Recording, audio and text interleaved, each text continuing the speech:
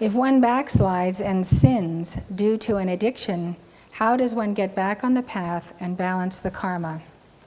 As we know, addictions come in all kinds and colors, and some people have very private addictions and some have open addictions. In most addictions, unless you are a Chela of the Ascended Masters, you decree and so forth, but in most of these addictions, we need help.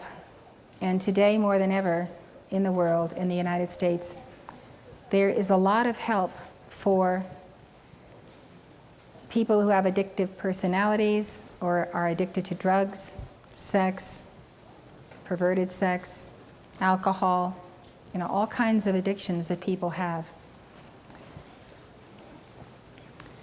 So if you cannot overcome an addiction simply by prayer, you need to go to a counselor who deals with the addiction that you have. And there are wonderful counselors today, wonderful therapists. But after all is said and done, you have to win the battle. No one can win the battle of an addiction for you, but a lot of people can support you and help you. But you can't have a secret closet where you have a secret addiction to this or that. You have to make it on your own. I had the desire to give up sugar completely and entirely, and I found it to be a major challenge because I eat a lot of yang food. I'm strong and charging. I'm a yang person.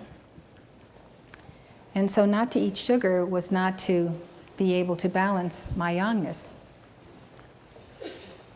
So I went to the altar any number of times, probably about 3, to ask Jesus to give me the strength to not touch this substance again, because I knew that this substance was very harmful to me. Just simple sugar, like a piece of candy or a piece of gum or anything that had sugar in it.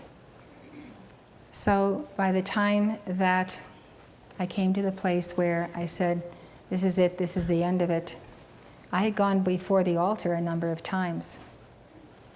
And I finally came to the conclusion that I loved my life and I loved my God and I loved my chelas more than shortening my life by eating sugar. So that's what happened.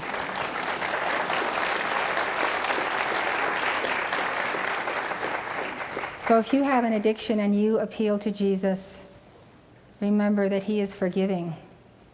And if you don't go back to Him and go back again and again because you are ashamed of something that you do, well, you're not taking advantage of the most glorious Prince of Peace that is in our midst.